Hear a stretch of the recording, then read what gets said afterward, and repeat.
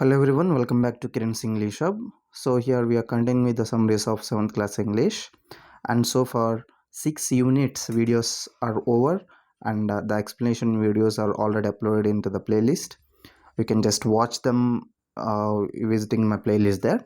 And in this video I will be teaching you Unit 7 Reading A, and the title of that reading is The Wonderful World of Chess. So let us quickly get into the text here. As you can see the title here, The Wonderful World of Chess, you can immediately have an idea about this text here. So as you have the idea of chess, here we are going to look at the game chess in a complete way, like the history of chess, okay, who invented, and the rules of the chess, how it is usually played, the rules of the chess, and also the importance of the chess also. Okay, so here we have some pictures, okay, and we have to just find out those pictures, names of the pictures here. So here we have got the first question: name the games and sports that you see in the picture. So here you can see some pictures here, you have to just name them. I will be going with some of the names here. So first one, as you can see, this is high jump. Next one, tennis, cricket, weightlifting, hockey, shuttle badminton, volleyball, discus throw, javelin throw, long jump. Next one, chess, hurdles. This one, basketball. Next, this one we can have relay. Next, football here, table tennis. Next one, it can be hopscotch. Okay, gilli danda, skipping, carom, hide and seek, chess, coco, kabaddi. Okay, these are the names of the games and sports which are there above. Next one, name the games and sports that you play. So here this is a classroom activity, so you can just by yourself just name some of the sports and games that you play. Next, write the names under the appropriate picture. So here what you have to do is, here above you have got some names of the games and sports. So here below those pictures you have to write the suitable names. Next, you have got oral discourse. You have to talk on your favorite game or sport. Okay, so that is a classroom activity that you can do in the class. Next one, here you have got the reading. So let us get into it very quickly. So before starting the lesson, you should have this idea in your mind that this lesson is completely going to be about chess, all the details about chess. So uh, if you know it already, then that is very good, this will help you to learn better. If you do not know anything about chess, then it is the right time for you to learn about chess. Let us get into this. Reading A. Which game or sport do you like? Of all the games, don't you think chess is very special? For example, it is one of the games that needs a lot of mental activity and almost no physical activity. Can you say a few more differences? What words come to your mind when you think of chess? Write them in bubbles. You can use the words in the box. So here, before getting into the text itself, we have got certain questions regarding chess. Okay, so here this paragraph consists of the greatness, okay, like the importance or the difference that chess has apart from other games and sports. So what you have to do is, here I've got some bubbles here, okay, along with the board chess here. So we have to use the words which are in the box below of it. So this is the box we have. So you can just pick some names here and write in the suitable bubbles. Okay, so that will be an exercise for you for this video. Okay, so this is going to be a good activity, and those who do not know the names of these all these chess coins, then you can just learn it here. Okay, so do it without missing. Next one, what do you know about chess? What do chessmen do? How do they move? What does the word checkmate mean? To find answers to these questions and to know some interesting things about chess, let us read and understand this essay. So if you want to know about chess, if you want to know what the chessmen do, and if you want to know how do they move, how do these the chess coins move, and if you want to know the meaning of checkmate, you have to go through this essay. So without wasting any time, we shall quickly get into this interesting topic here. We have got some questions also. Read quickly and answer the questions that are followed here. First one, is chess played only in a few countries or all over the world? Of course, it is played all over the world. Next, who invented chess? So, more certainly, according to the historical evidences, chess was invented by some Indians. Okay, so it was first played in India. So, is chess as expensive game? No, it is not at all an expensive game. Next, can the chessmen move in any way they like? No, they cannot. The chessmen cannot move in whatever the way they like. They have certain rules, they have certain steps to follow, and they have to move only in that a guided way. Next, what is the national body for chess? That is FIDE, okay, for Chess Federation. Next, do we have good chess players in India? Of course, we have many chess players in India. Okay, so like Vishwanathan Anand and some of the players, even small boys also are there. We can just have those names. Next, now read the essay paying special attention to the words in bold print. Okay, so remember when I'm going through the lesson here, try to focus on the words which are with the bold print. Guess their meanings and check them with the glossary. So we have to guess those meanings of the words which are in bold print, and you have to check the glossary. And here we have got the title, The Wonderful World of Chess. Okay, so here on the right side you can see the picture of the chessboard and chessmen also you can see there. Okay, so those who do not know, once go through the rules, go through the titles of those chessmen, once have a complete look about this. Those who do not know how to play it, please do learn it. It will improve so many abilities of yours. First one here, introduction. Kingdoms have vanished, kings have gone, but one game they played remained with us and probably remains with us forever. Chess. It has won the hearts of Indians, Egyptians, Persians, Chinese, Japanese, and every thinking animal on earth. So, in the introduction, we have got that kingdoms are vanished. That means kingdoms are dead. They are over. They are completed. Okay, those are over. Those days, kingdom days are over, and kings have gone. Even kings also, they are gone. They are dead. But there is one thing that remained with us from the ancient time, that is chess, and of course it will be remaining with us forever, and it has won the hearts of many people across this world, and it can be it is an impressive game for all the thinking animal, in the sense all the human beings. What is it made it so dear to our hearts? Different people give different reasons. So if you at all ask any question like why chess is so much important, or why chess is loved so much across the world, then if you just pose that question, then many people give like many different answers. Okay, so here we will quickly go through some history here. Okay, so this is very interesting history. Please pay a complete attention. This wonderful game of chess is a gift of India to the world. In the first sentence, it is very important. As Indians, we must know that chess was invented in India and it is gift of India to the world. The Hindus believe that it was invented by Queen Mandodari, the wife of King Ravana. So the Hindus of both India and of course also maybe of Sri Lanka, they believe that it was invented by Queen Mandodari and she was the wife of King Ravana. So the this one, right, the story of Rama and Ravana. So Mandodari is wife of King Ravana. So many Hindus believe that it was invented by this queen.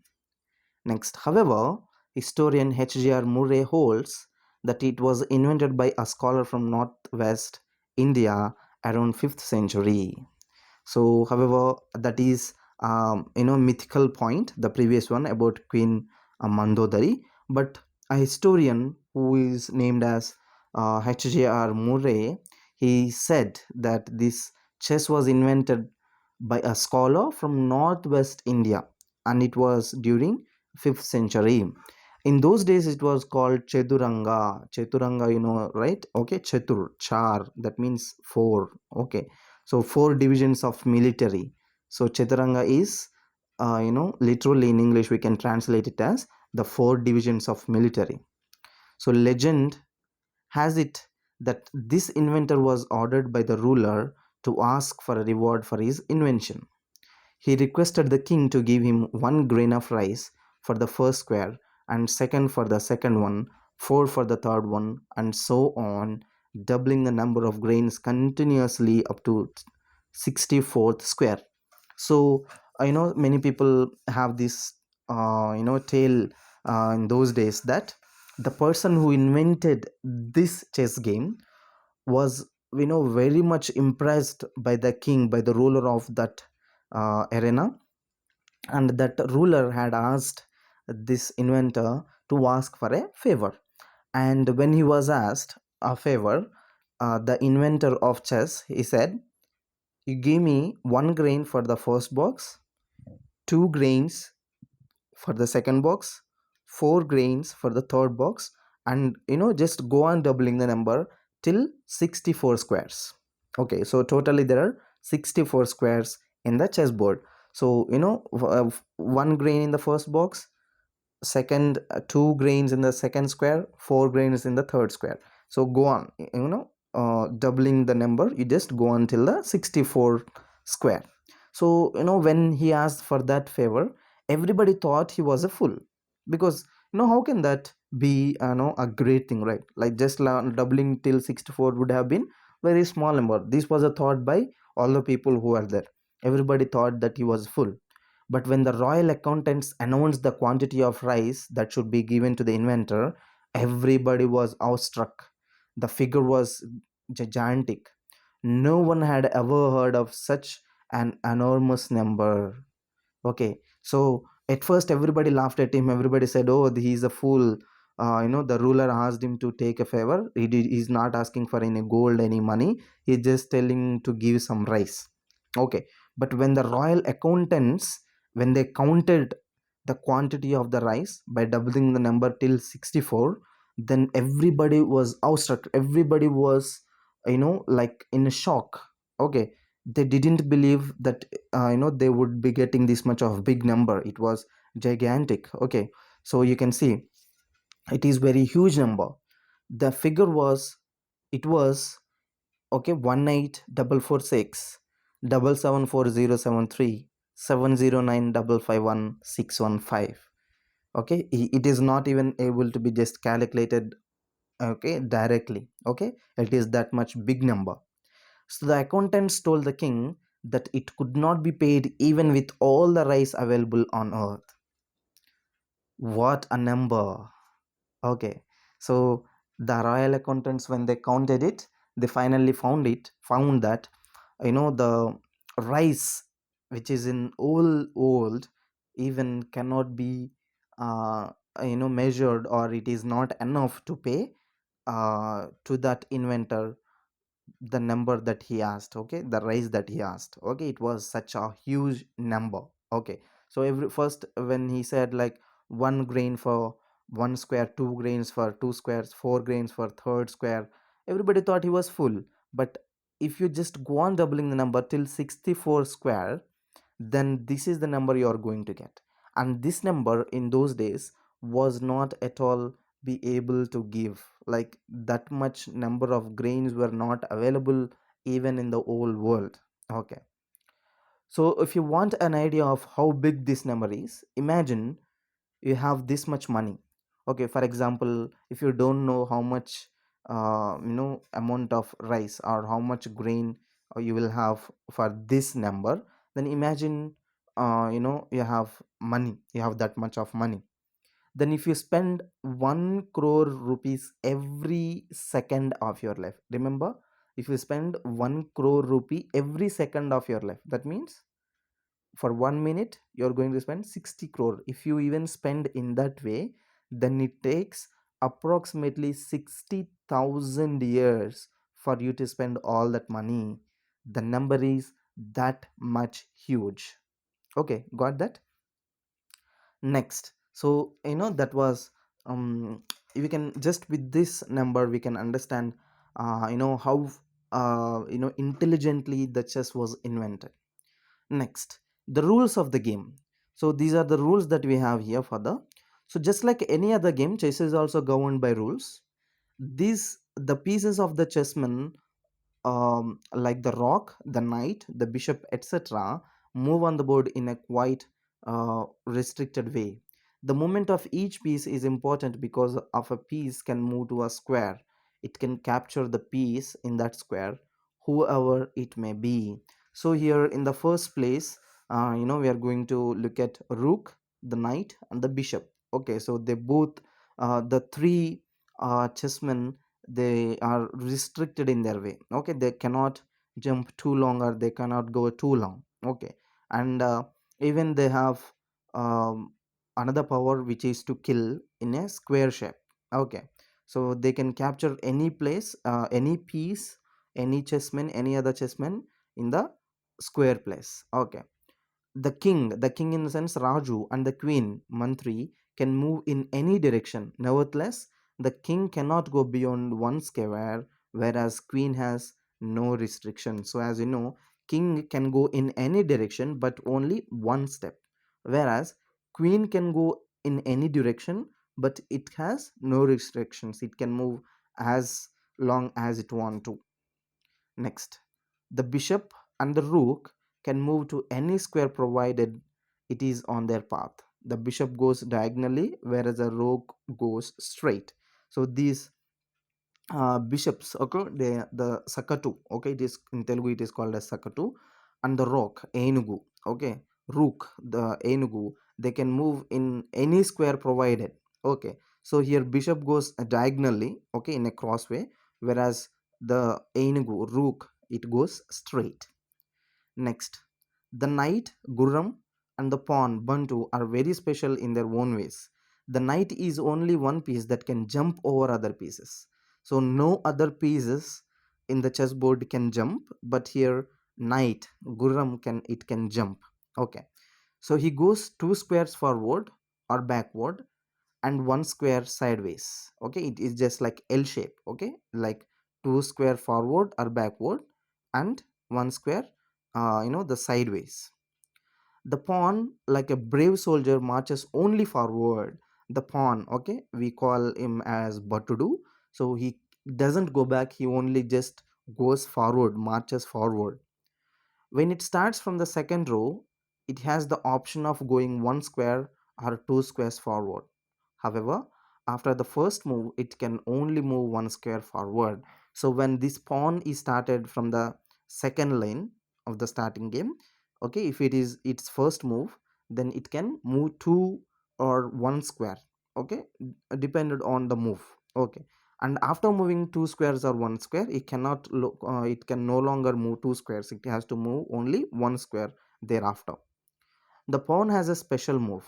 It can go on square diagonally when it captures one of its opponent's men, even if it is the mighty king. The pawn has another speciality. It is the only piece that can have promotion to any rank.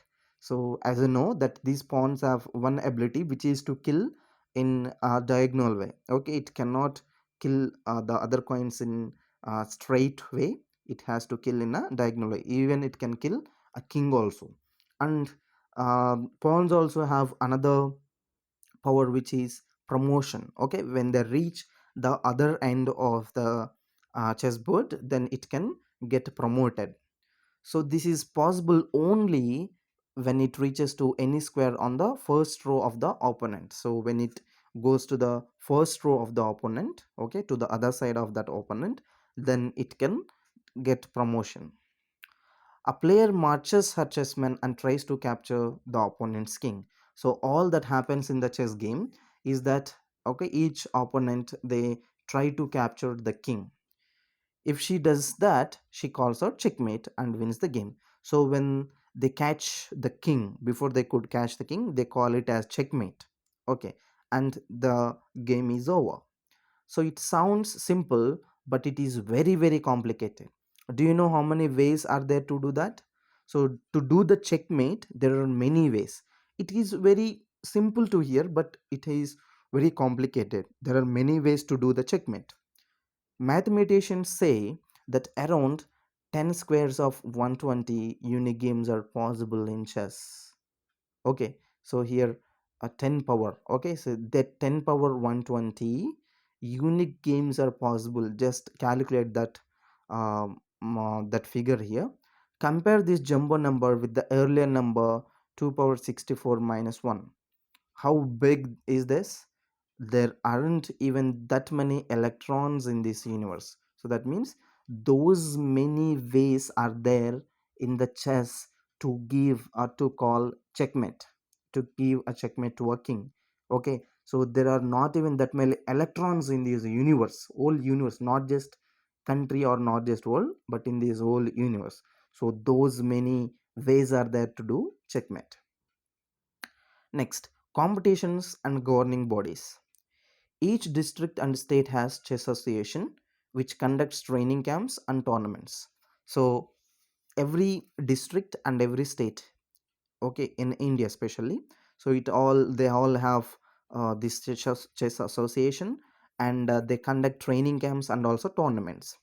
The state associations are affiliated to All India Chess Federation, which in turn is affiliated to the World Chess Federation. So all these state and district associations are affiliated to All India Chess Federation, which is national board, and that All India Chess Federation is finally affiliated to World Chess Federation. Okay, so it is also called FIDE. The World Chess Federation is called as FIDE. It acts as the governing body of international chess competitions. So this FIDE is like head. Okay, so it conducts all the international chess competitions and all. It gives a rating to every player in the world depending upon the number of games won, drawn, or lost. The greater the rating, the better the player.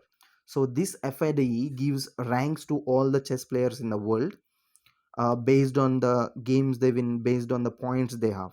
So, finally, if you have better rank or if you have the better rating, then you are the better player.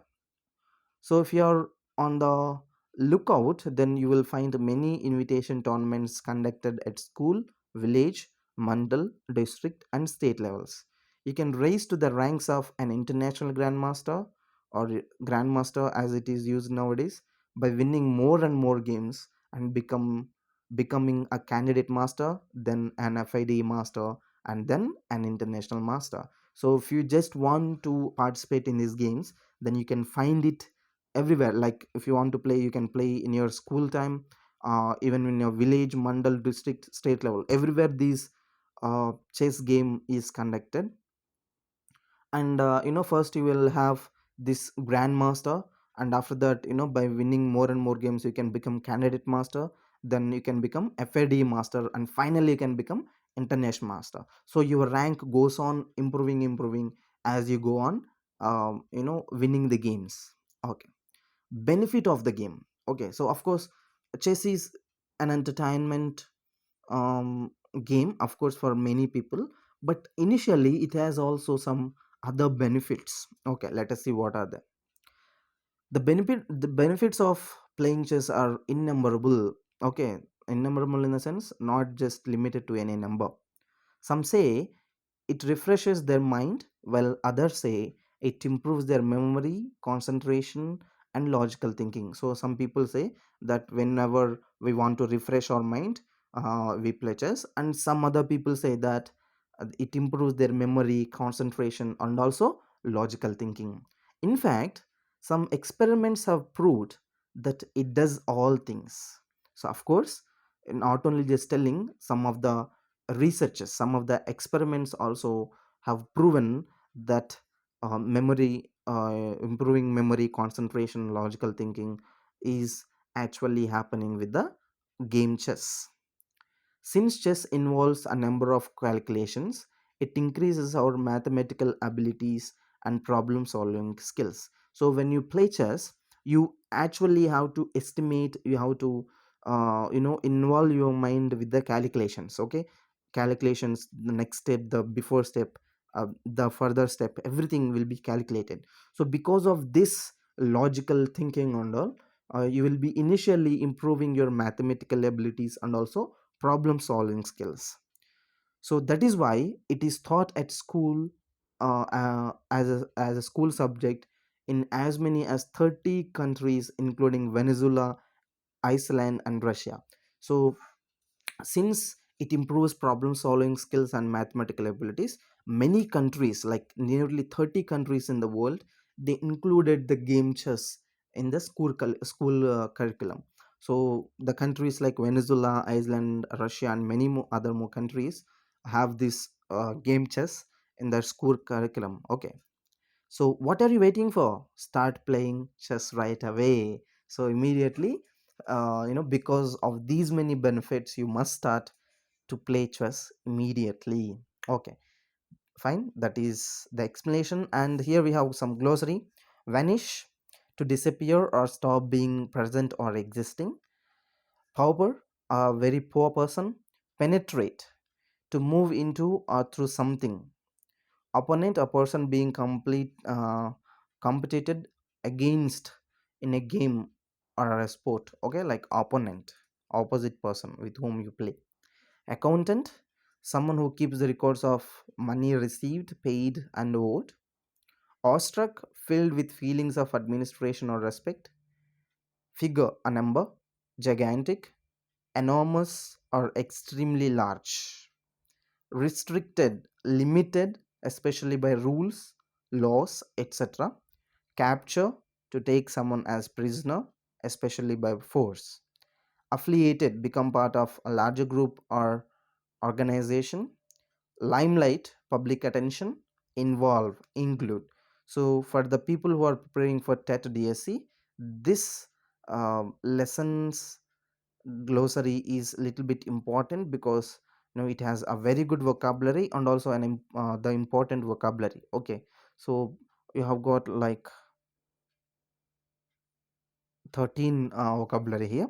So go through them once, read them. You better take the screenshot if possible, write here directly, so that you can refer to them later. Fine.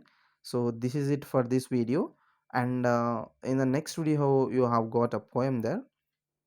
Let me show you the title here. In the seventh unit reading B, you have got a poem that is chess. That is like one of the favorite poems which I had read. So you will of course enjoy that poem in the next video. So don't miss that video. So to listen to that, subscribe to my channel and click on the bell icon. When I upload the video, you will get the notification. So until then, keep watching Kiran's English Hub videos. Take care. God bless you.